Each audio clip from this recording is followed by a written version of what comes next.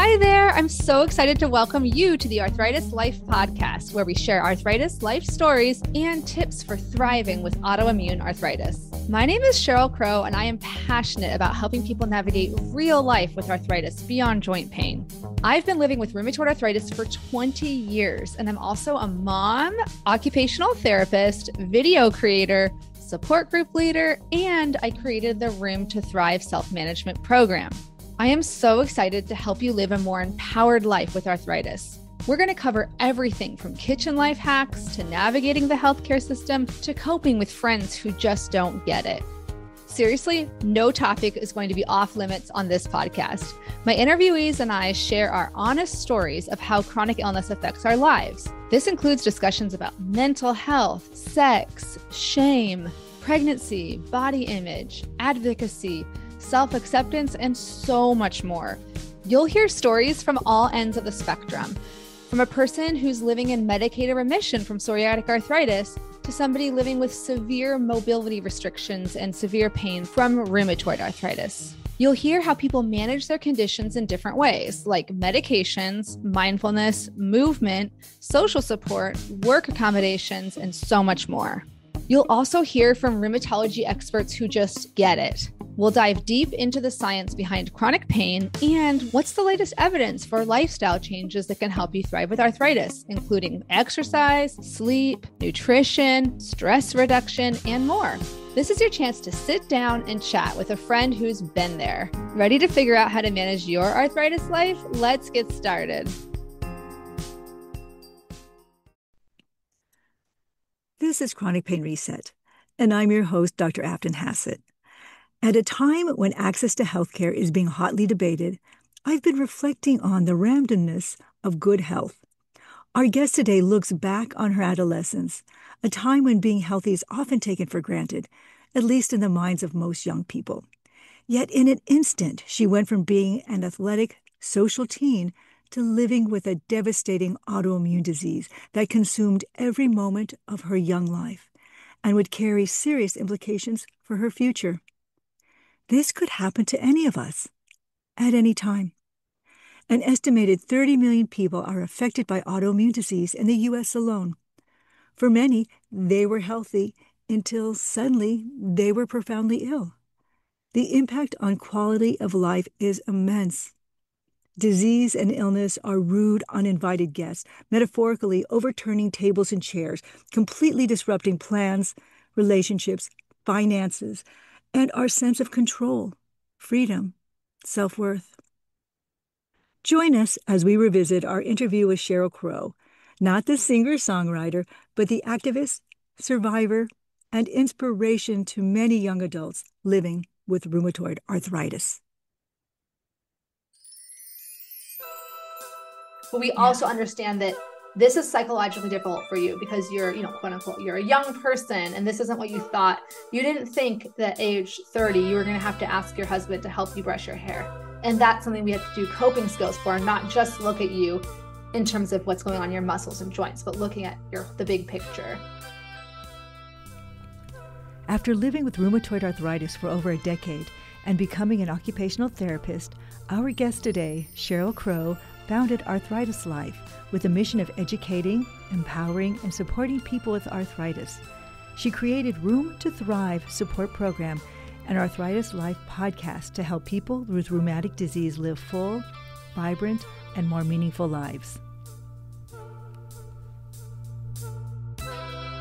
Cheryl, welcome. I am so happy to have you here on Chronic Pain Reset. This is great.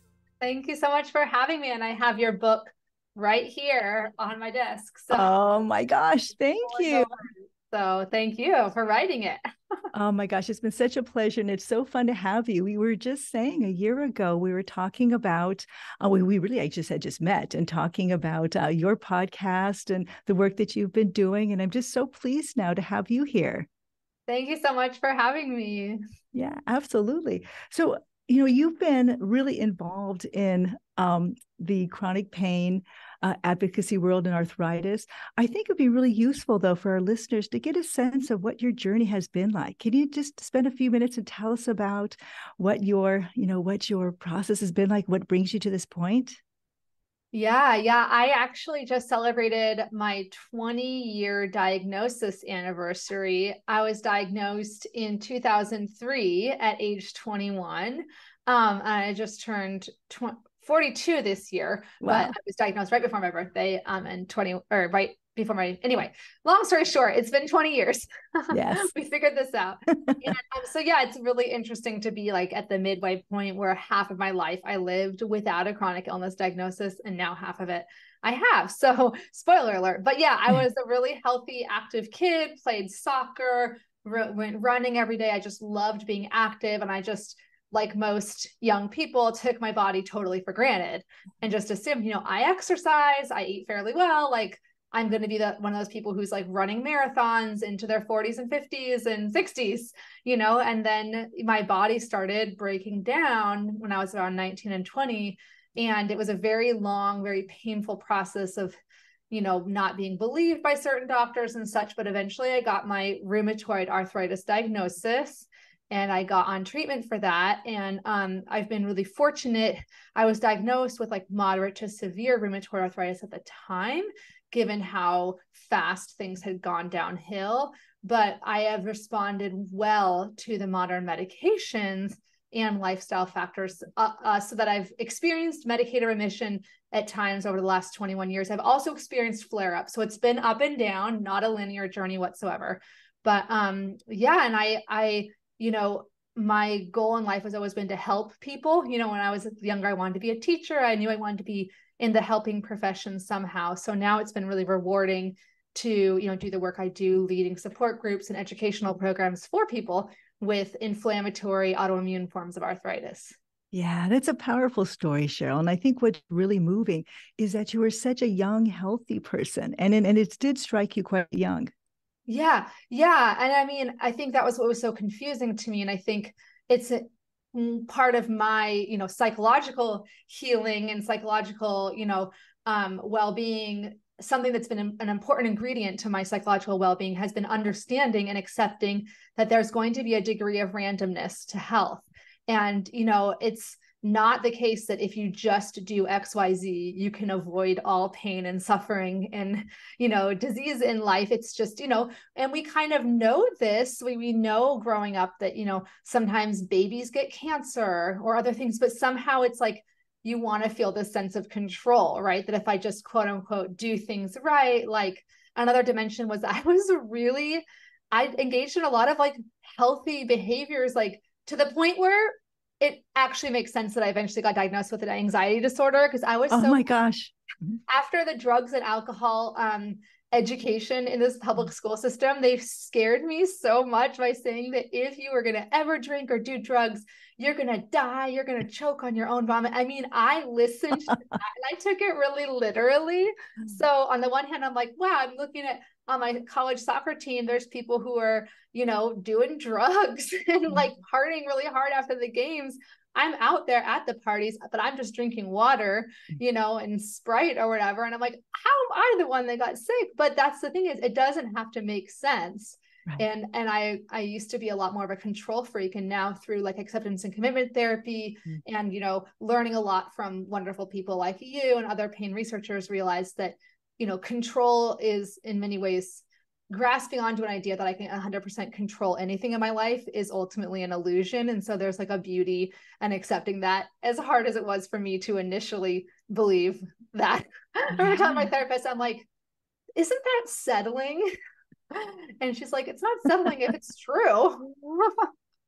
I Anyway. love I love your evolution. I mean, we talk about acceptance and commitment therapy a lot in the book, or at least a lot of the principles. I'm such a firm believer, but it's really hard to come to that. And I've almost never spoken to anybody with chronic pain who said, yeah, acceptance was great right away. No, most people come kicking and screaming. Talk a little bit about that. I literally used you literally were in my head because I used that exact same phrase. Like I was dragged kicking and screaming to the point where, so I've had two different therapists. One was a psychologist and one's a psychiatrist who does full hour-long therapy sessions, which I only say that because I didn't know that actually was possible. I thought psychiatrists only saw you for like medications. So anyway, the psychologist is a female psychologist, she, and then the psychiatrist is he. But I remember telling the psychiatrist, even though my first therapist had been really nice and tried to explain it to me, I still wasn't getting it.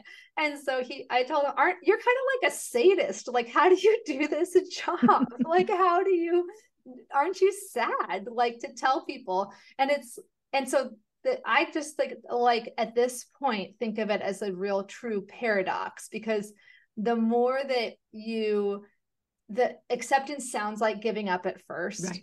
And then when you learn the true meaning of acceptance, at least according to how I understand it with, the happiness trap in your book is, Dr. Russ Harris in the happiness trap, I think explains it in a way that stuck to my brain, where he said, it means taking what's offered. Like, it doesn't mean liking it. It doesn't mean thinking this is the best thing I've ever heard of. It just means this is literally what life's offering you, is rheumatoid arthritis. Can you make space for that? Can you open up to this reality that you're living in, rather than saying, oh no, I'm going to go, do all these, what my therapist would call control strategies to make it all go away. Now, it is helpful. That's another paradox. It's helpful to do healthy behaviors, or healthy, lifestyle things. Like, I've been doing a lot of weightlifting or weight resist. I shouldn't call it weight. I mean, it's not that big. It's resistance exercise training, trying to build some muscle around my joints. Those are all great things. It's not to throw up your hands and say nothing I do will ever matter. But to give up the idea of complete control is necessary for my psychological well-being. Although to summarize, at first it sounds like giving up, but it's actually giving in to the real possibilities that exist in your life despite your chronic illness. And it's so well said, Cheryl. I think what happens is that we want to make it go away. And the more we fight and the more we hate it and the more we resist, the more prevalent it is in our brains that we really, it just comes to the forefront, and it starts to dominate our lives the more we fight it. But when we've accepted, okay, this is where I'm at in my life, it tends to move back, and it creates more space for you to do other things. Yeah, it reminds me of something that, in a totally different context, this author, Tom Robbins, who wrote a book called Even Cowgirls Get the Blues, which is total nonfiction, just fun book. But he says, that which you hold holds you. So when we are attached to the idea that our life has to be pain-free, that we have to avoid all suffering in order to have a meaningful life, that is like a box we're putting ourselves in, or almost like a jail cell that, like, it blinds you to the real possibilities in your life that exist despite the pain and just alongside the pain. That's so beautifully said. Thank you so much for really articulating something that's so incredibly important, I think, for people with chronic pain, just to be open to and think that I can make space for my life for many other things. And I find that one of the things that many people with chronic pain have a hard time making space for are the things that bring them joy. Yeah, that was one of my favorite parts of your book, is talking about, that is, I think the reason I think this is hard is that it seems like a very serious endeavor to manage a chronic illness, right? And it's like, oh my gosh, I have to do this, and I have to be the perfect patient, and I have to manage everything perfectly. And I think you almost feel like joy is too frivolous. Like, I need to do things that are more, I don't know what the word is, like serious. Yeah. Well, I know you work in academia, which I'm sure is like definitely not, as far as my understanding of academia is it's not really the most joy. Joy is not really potentially, unless you're working maybe at like a happiness research center or something. But yeah, I think for me, it's like, I mean, it becomes very philosophical at a certain point, right? But it's like, this is the only life I have. And like, I want to experience all of the human experience. And that includes joy. I don't want my whole life to be only about, controlling my health. Yeah. I've actually the pendulum swung pretty far away from control a little bit, like to where I used to try to control everything. And now I'm like, it's fine, and be like, I still want to have, who knows what's going to happen tomorrow. I know it sounds kind of trite, but I think that is an important perspective, because, as much pain as I might be in now, or someone else might be in, it actually could always get worse also. Yeah. So that's another reason it's important to seek those even the micro moments of joy. Right. Because they really can sustain you, especially on the days that are rougher. Yeah. So, autoimmune disease is complex and it's challenging. What do you think regular people who don't have an autoimmune disease get wrong about it? Yeah, I think that when it comes to a disease that has the word arthritis in it, I think Mm-hmm. that category of disease just immediately gets misunderstood as joint pain Mm-hmm. only, when it's actually a systemic condition. So when I introduce rheumatoid arthritis, I'll say this more similar to lupus or multiple sclerosis than it is to osteoarthritis. It kind of gets people's minds understanding, oh, this has to do with fatigue and this has to do with the whole body, not just the joints. But I think in autoimmune in general, what I've seen a lot in the support groups I facilitate, and not as much in my own life, to be honest. I've been very lucky to have supportive friends and family, but I think a lot of people have this misunderstanding that you just need to do ABC and then you'd be able to cure it or heal it. That's part one. Part two of the misunderstanding, or what I wish people knew about autoimmune disease, is that it's the norm for things to fluctuate and there to be uncertainties. And that doesn't mean that, oh, if you could do it yesterday, why can't you do it today? And this gets said to you, yes, this gets said to children. I've heard of children with juvenile idiopathic arthritis, which is autoimmune. The teachers will say, well, you were able to do gym last week, so don't make an excuse. People assume people are making an excuse when really it's, hey, that body that I had last week, that's not the same body I have this week. I might look the same, but my body is acting differently because my immune system's doing its own thing. Yeah. And I love that you said that, because the variability and the unpredictability, I think, is one of the most challenging things I hear from people who have these illnesses. And that also that you look great, that, Yeah. there's nothing about most people with autoimmune disease that says I'm sick. And yet, for many people, that is where they're at. Absolutely. And I do think that if we wanted to unpack that sentence, like, but you don't look sick, Mm-hmm. I do want to acknowledge that for some people, it's purely just a matter of cognitive dissonance, that they've literally never been introduced before to this idea that you could be sick and not look sick. It isn't necessarily said with an invalidating intent, but it is completely understandable that people with autoimmune illnesses and invisible conditions feel so invalidated when people say that. But I do think it helps to realize, oh yeah, like I'll tell you, even myself, after having rheumatoid arthritis for 10 years and doing some speaking and volunteering in the, arthritis space, I met someone who I found out after like a year of knowing them, they had MS. And I'm not kidding you. My very first thought was, you don't look like you have MS. Like, it was just like the first thought in my head, because and even though I don't like people saying you don't look like you have RA, that was actually instructive to me to remind me that, it's partly just our brains are operating on assumptions sometimes, so Yeah, we do, to our detriment. Yeah. I'm also fascinated about another piece of you, the part of you who's an occupational therapist. Oh, yeah. Can you talk a little bit about that?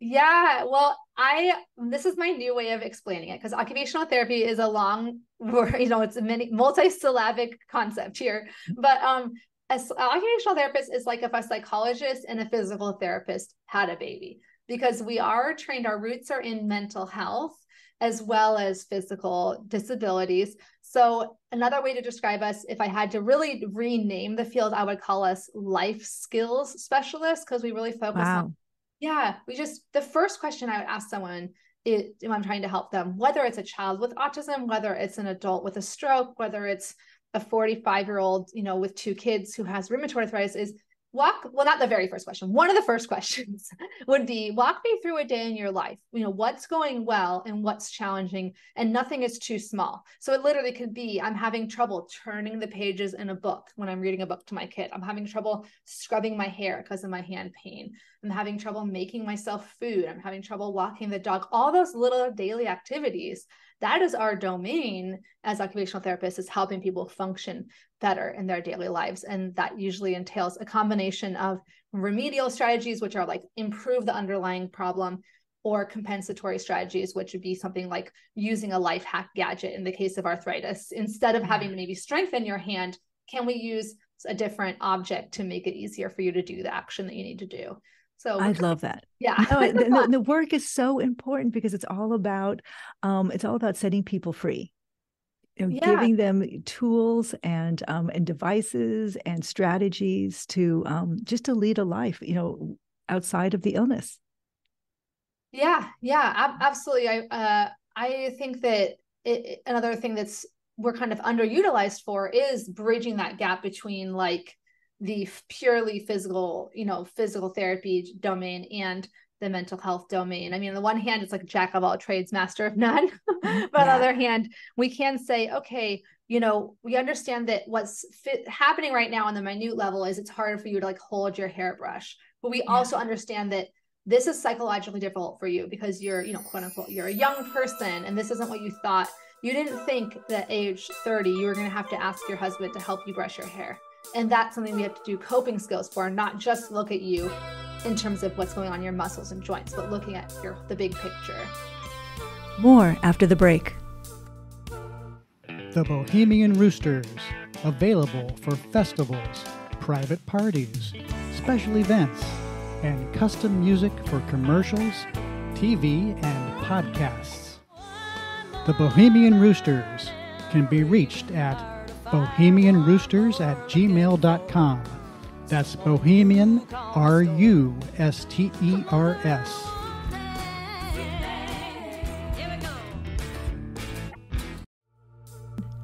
And now back to our discussion with Cheryl Crow. And it just makes me think about what are some of the things that have happened to you, or what's like kind of the most crazy or funniest thing that's happened to you as you've dealt with your illness as a young person? Oh my gosh. Yeah, I love this. I love this question. I mean, I think that I'm just thinking of a couple of times being not really understanding how the healthcare system worked and getting into weird predicaments. Like one time I literally just sat in the waiting room for like an hour and a half because they had like forgotten about me and I didn't really know because I was like 22 and I'm just like, I'm a little rule follower. So I'm like, I guess they're running late today. And I kind of wandered out of the room, was like, hi, is anyone coming? They're like, whoa, we didn't know you were still here. Like there was just a miscommunication, so that's one of the things. And I think the funniest things that happen to me like right now on a daily basis, honestly, are on social media. Like Uh-huh. I think humor has in the chronic illness online, like social media communities, humor has become such a fun and meaningful way to connect to people, and just seeing that we can share, like a laugh over, oh my gosh, how many things did you drop today? Like, or forgetting to take your medication. Someone the other day just put out a song, like, did I take my pills? Did I forget to take my pills? It's like taking a famous song and like putting your own spin on it and making it about chronic illness and iterating. Though that kind of thing has been really fun for me. Again, it helps me experience some joy in the midst of the challenge. And I know it's an acquired, humor is subjective. I've sometimes gotten comments from people saying, hey, I don't want to laugh about this. Like this sucks. Yeah. And I don't want you to make light of it. Like to me, it's more just if you can't cry, you laugh sometimes. But I totally understand that to some people it can appear like you're being like flippant about it. But I really enjoy that part of Yeah. social media. And I think it's the connection to, and there's something about in the humor, recognizing that somebody has the exact same experience as you. And it feels so like a relief that somebody else is experiencing the same challenges. That's such a good point. That's a comment that I get sometimes, or that I comment on other people's. Oh, I thought it was just me. I thought I was doing it wrong. Oh no, it just is hard, Yeah. Yeah. Some of the humor I get from patients I talk about often is around some of the cognitive frustrations of having some of these illnesses, and how frustrating it can be to forget names or forget things, and walk to the refrigerator and stare in there for 20 minutes. Yeah, I totally have done that. I didn't even really know. Again, I didn't really understand the systemic nature of rheumatoid arthritis initially, so I just thought those were just random things. I was like, oh, I must have gotten hit in the head too many times as a soccer player, like which true is true that there's now data on that. But at the same time, like I didn't really understand about the brain fog. But I think what was I going to say? Oh, I already forgot. See, that's a brain fog right there. Forgetting what you're. Great example. Oh yeah, showing up for an appointment. Like I showed up once for a birthday party actually in June. That was for the same day in July. I just chose the wrong month because my brain was like JU, like same thing, right? Okay. Here I am. Things like that, better a month early than a month late. But yeah, I mean, it's part of these chronic illnesses where you have pain, fatigue, cognitive fogginess, sleep problems, mood problems. It's incredible how these sickness elements all kind of hang together. What we refer to as the space. I mean, that's something. That was my cognitive fogginess. The space symptoms that hang together. Yes. Yeah. And understanding that's also, I think, a misnomer would be going back to your earlier question about what people don't understand about autoimmunity or autoimmune disease is that they think like each symptom is its own separate thing. Like pain is totally distinct from fatigue, totally distinct from brain fog, totally, and really these are all complexly interacting, on a minute level. So, and it makes it harder. It makes it harder to manage it, I think so too. Yeah, no, the space symptoms, it's incredible how pain and mood and sleep and fatigue, that they're all so tightly intertwined. And I know this is something that, has been of interest of you from the book, that you've enjoyed this and have taken it on and shared with other people in talks. Yes. And that really, I think acronyms really stick in my brain and they help on the topic of brain fog. And so, understanding the space symptoms like the sleep, pain, affect, like emotions, cognition, and energy or fatigue levels, that I've already used that acronym to teach others as well. And I think for me, the big one that I was resistant to accepting would be the affect or the emotions. Yeah. And I think it was because part of my length of my diagnosis, what took it so long is that the doctors kept thinking I was not sick, just anxious. Like many young women presenting with autoimmune, disease, or what eventually is known to be an autoimmune disease, I was told so many times, just calm down. You're too anxious. You're too type A. You just need to relax. And I'm like, okay, I was type A 2 years ago and nothing was like, my body wasn't doing this. Like, that's not what changed. You know what I mean? But, so when I first heard the link between emotions and other factors like, executive functioning or cognition and pain and fatigue, I was like, no, it's not for me. It's not for me. It's not, because nothing about my emotions has anything to do with my physical health. Cause I just didn't want to, I was so turned off by that concept because of what I had been told before. But then I opened up to it, over time. But I love that you say this, Cheryl, because I think this is the experience of a lot of people, that because initially the symptoms were treated as something psychiatric and they were made these referrals to psychologists and psychiatrists, that felt so insulting and invalidating that once they actually do get a diagnosis, the feeling that maybe depression and anxiety might be part of it is really hard to accept. And when you don't accept, you can just, really fall down a pit. Yeah, I think it has to do with the way those conversations happen early on. It wasn't due to the level of anxiety I did eventually have. I started having panic attacks prior to my diagnosis purely because I felt like no one was going to help me. Like the analogy I use is like, my house is like, my body is a house. The house is on fire. I called the firemen, AKA the doctors, and they're all saying there's no fire. Like, who do you call? Like, who's going to help? Am I just going to die? Like, literally, I started getting really anxious.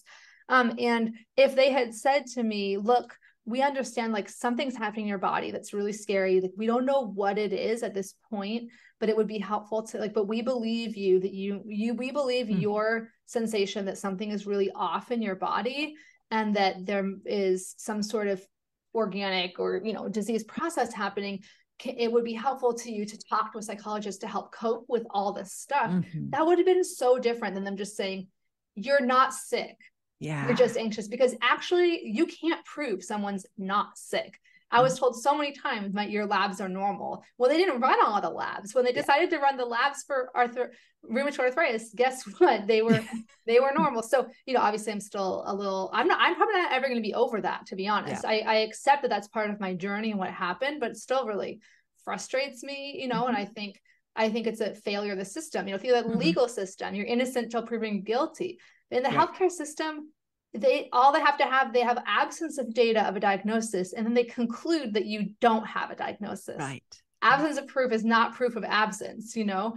I'm not a lawyer, but it's pretty just basic logic. So anyway, so you understand that those are all the barriers to me even accepting that, or opening myself up to the idea that I might have what, you know, is conceptualized as like an anxiety disorder. You know, and eventually if you start having panic attacks, you're like, okay, this is not normal. Like, I'm not in denial anymore. But even opening myself up to the idea that maybe my stress could, you know, trigger a flare up, I still was like, no. Yeah. I'm fine. I'm fine. This is so important. And I think what you're reflecting is the experience of almost everybody, I think, who has had a chronic pain condition or autoimmune disease, because many people did not get the diagnosis. They followed the same type of path that you did, often with a lot of poo-pooing of the symptoms, of suggesting that it's all in your head. And that, you know, you do come to this place now where it's like, okay, now I might need to be open to stress might be playing a role. And it is a little bit of a leap of faith to say that if I allow that stress might be playing a role, I'm not also saying that this is a psychiatric illness, right? Because we do know that heart disease is negatively influenced by stress. Yeah. You know, diabetes, every known condition that it's a chronic condition often is made worse by stress. And so it is true too for chronic pain conditions. And so if we can crack open that door, I think we can do a lot of helping people start to get some tools. Yeah, and I think I think it's probably called this in psychology too, but in OT, we were taught like therapeutic use of self, like just your affect and just explaining that, like that therapeutic use of self and your emotional approach to it would have, like, to me, would have felt so different than the conversations that ended up happening, you know? So I think there's something maybe to be done with like training of med students or doctors and such, you know, and it's hard. They're working in a broken system too. It's hard for everyone. I always say, I don't think anyone should have had a crystal ball to completely diagnose me necessarily. You know, it's Monday morning quarterback to say, you should have diagnosed me. I just think they should have been treated better in terms of being believed, because that was a really, really terrifying, to be honest, feeling of like, who's going to believe me? Like they thought I had an eating disorder. It's like, once they make up their mind that you're not a reliable narrator of your life, who's there for you, you know? And as a young woman, I think it's particularly a problem that they're really looking for these early psychiatric illnesses, eating disorder, anxiety, and it's got to be so frustrating. So who finally diagnosed you? Did you find a great rheumatologist out there? Or? Well, yeah, the problem was getting to the rheumatologist. So and this is where privilege comes in, everything intersects, you know. So my parents luckily believed me. I mean, unfortunately, little data point in the favor of the eating disorder, you know, people, is that there happened to be a family history in my extended family of eating disorders, but I had never had any behavior like that before, or, you know, and again, it's a legitimate psychiatric illness. You know, eating disorders are one of the most deadly psychiatric illnesses out there. So it's not to say that it just wasn't my reality. And I felt so lost that no one would believe me, you know, but my parents did believe me. So they hired what was very early back then. This was not really widely available, but they hired a concierge doctor in 2003. Oh, wow. And she initially also didn't believe me. She didn't think I had an eating disorder, but she thought I was being hypervigilant. She thought I was being a hypochondriac, which, you know, right. So that's better. Like, sorry, am I supposed to just be chilled out that like I lost like a third of my body weight for no freaking reason? Like I was an athlete. I mean, I was 130 pounds and I was down to like 105. I'm like, I don't want this. Like, I want to go back to where I was. But anyway, and then one day she eventually referred me to rheumatology because I had more than one joint that was hurting. I had this sprained. So this is where it was an atypical presentation. I had a sprained finger. That was like the least of my problems. Again, being an athlete, I'm like, I'm used to pushing through pain. Like I just have a finger that hurts, like whatever, you know, but then I eventually mentioned it to her. She's like, okay, a little data point. And I'm like, okay, now it's like my other hand's hurting too. And then it was my toes. And then she was like, one morning, everything wouldn't move. My whole body wouldn't move. And I was like, this is different. And I got into rheumatology the next day. Yeah. But you had to go a long way. It would have been great if they caught it earlier. Right. And there's not a really strong family history, but my great aunt did have juvenile arthritis. So So, it was there, but it was interesting because that was there, but so was eating disorder, and they landed on eating disorder. right. I know when I think that, I think it's just hard, Yeah. it's hard when, I don't blame them for considering it, because I think you do when someone has like a mystery illness, you have to consider everything. It just, from my perspective, was really, it was just like, who's going to help me again? It's I just kept being like, frustrating. who's going to help? Like I'm lost. Like, and I never had felt hopeless before, but I'm like, I'd like to have hope, but I don't have any reason to have hope, because the only people who are available to fix this are the ones who don't believe me. So But so luckily you got a diagnosis, and then you're able to turn a corner. And I think what's so wonderful is how you have lived your life. And I would love for you to talk a little bit about, you could talk about the book, but really talk about your toolbox, how it is, what do you use, how do you help yourself lead the life that you do so with such success? Yeah, I mean, well, I think central in the coping toolbox is, accepting and understanding that you can't do it all on your own. So being humble enough and vulnerable enough to ask for help has ended up being really hard, but really important. So asking for support from my family, friends, and going to therapy again, because of that history of being told that was just all in my head. I was really resistant to therapy at first, but I was an immediate convert within like 1 month. I was like, never leaving you. I'm going to see you the rest of my life. You're so helpful. But and then in terms of more specific things like lifestyle, similar to what you describe in the book, just there's so many little practical things you can do to tweak, to turn the dials up or down on in terms of how you plan your day and how you plan your life. And they're simple to say, but hard to implement. So I think I'm like a live life. My default state is to like fill my calendar, right? I would my default personality, it was like, oh, I want to do everything. I want to say yes to everything and do everything. Like, that movie, Everything Everywhere All at Once. I was like, that's my brain. Like, so learning to say, like, and this is so simple, but it's actually also something that one of the people in my group described. She said, I just started saying, I need to just plan 80% of what I could actually think I could do. And sometimes that maybe it'll be 50%, depending on how bad your fatigue is and pain. But I have to learn to be like, don't fill all your time up, because you're going to get exhausted. Yeah. That is the big first lesson. Yeah. I mean, you could call it pacing, energy conservation, but it's like the mental barrier was like, right, but I want to do everything, and accepting that even if I was like a robot and never needed to sleep, there's always more things you can do. Yeah. So learning to plan ahead, and sleep is like my favorite lifestyle variables. That's why I loved in the book, you were like, if in the space symptoms, like sleep is like the crucial one. And I really protect my sleep. I even made sure I made a shirt, and then I messed up the Etsy store. So I'll figure out later. I can send you the link when I fix it. But it says Sleep Diva, because it's like I'm protecting my sleep. That you do love sleep. I do. Like, and I'm like, people say, well, don't you feel bad like telling your husband or your kids that you need to take a nap? It's like, no, my son's known his whole life that like mom needs to lay down or mom needs to take a nap. He just accepts that as part of his reality. And my husband's like, I know what it's like when you're sleep deprived, and I don't want that either. So we both, because it affects my emotions a lot and my focus and my energy. And so I really prioritize sleep. I'm kind of like a toddler. I'm either like, it actually makes more sense for me to be like, go, and then schedule in rest, and then go, and then schedule in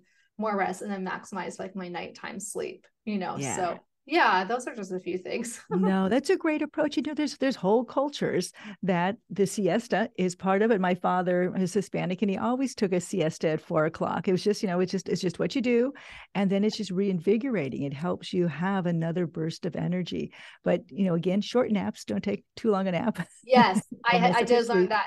That's so true. I've gotten into that groggy state sometimes where it's too long.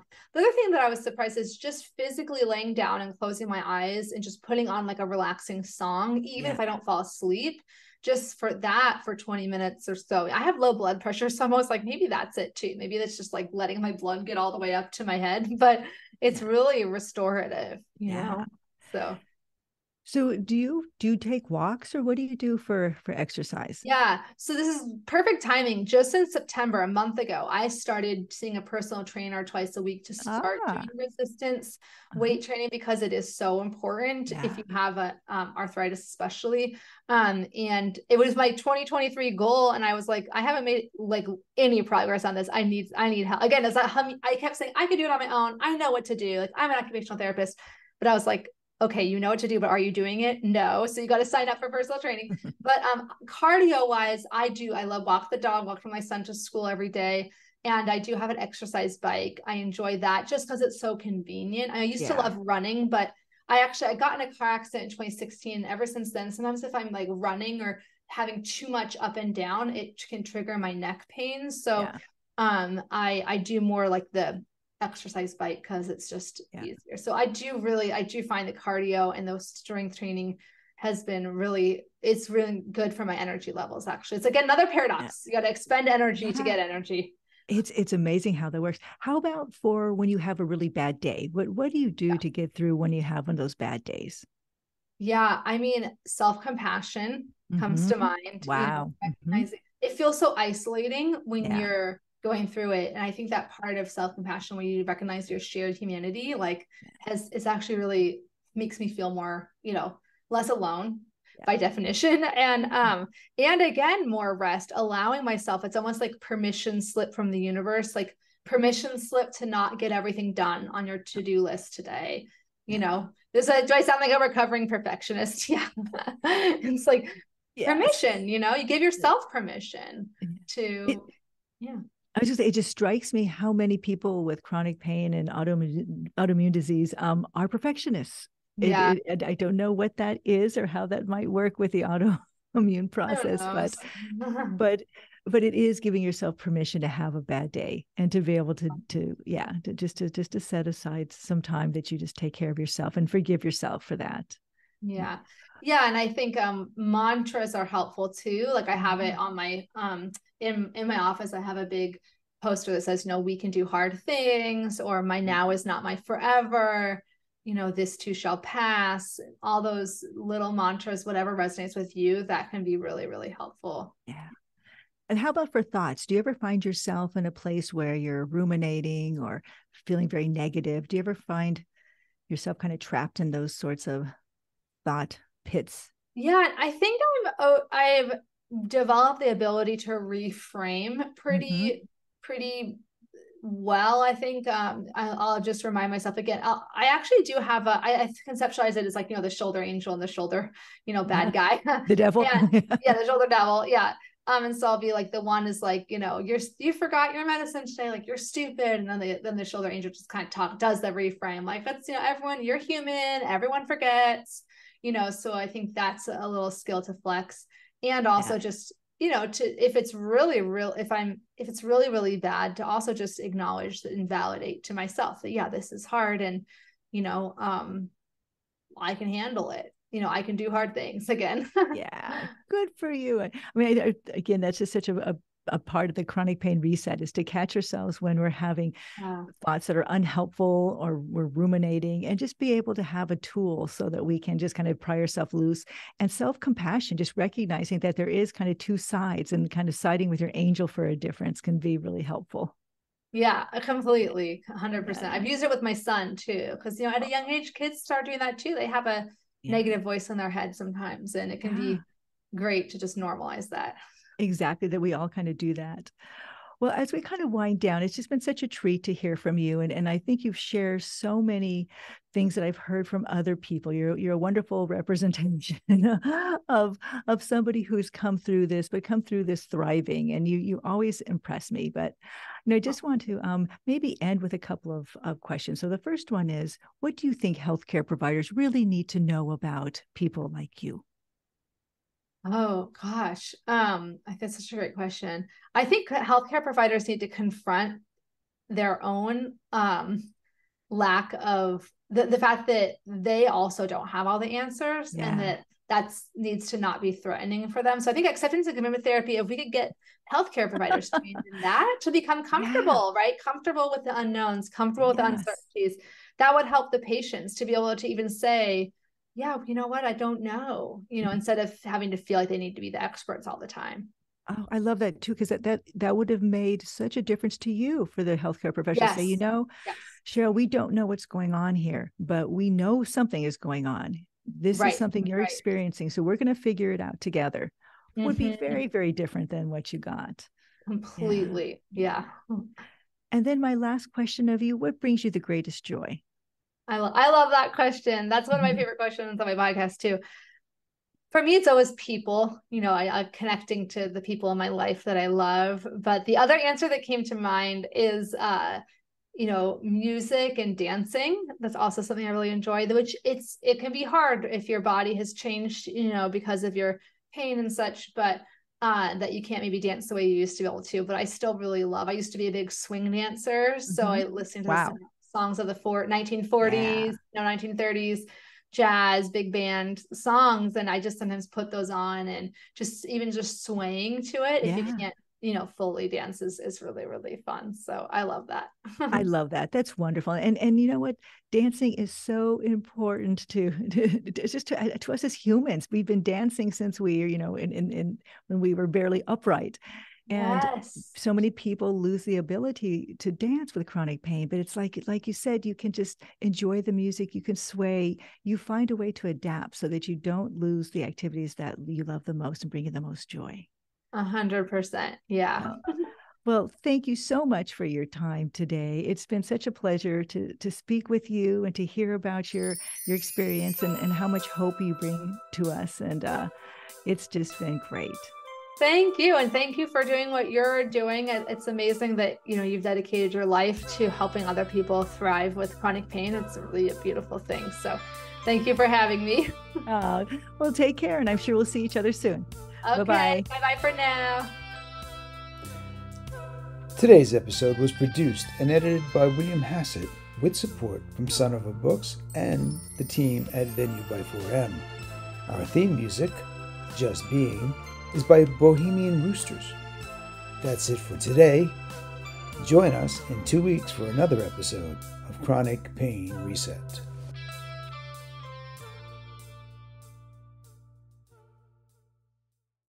Thank you so much for listening. This podcast is supported by Rheum to Thrive, an educational program I created to help empower you to live life to the fullest with rheumatic disease. In the program, you're going to learn evidence-based tools for managing all the ways rheumatic disease affects your life. And my goal is to help you go from overwhelmed to confident, supported, and connected in a matter of weeks. You can go through the pre-recorded modules on your own in the self-paced course, or you can take the course along with a robust support group of new arthritis friends to support you and cheerlead you along the way. Learn more in the link in my show notes, or you can always go to www.myarthritislife.net. And if you like this podcast, I'd be so honored if you took the time to rate and review it. I also encourage you to share it with anyone you know who might benefit from it. I also want to remind you that you can find full transcripts, videos, and detailed show notes with hyperlinks for each episode on the Arthritis Life website, plus full episode videos on the Arthritis Life YouTube channel. If you have any ideas for content for future episodes, or you want to share your story on the podcast, please send me, Cheryl, an email at info@myarthritislife.net. I can't wait to hear from you, and thanks so much again for your time.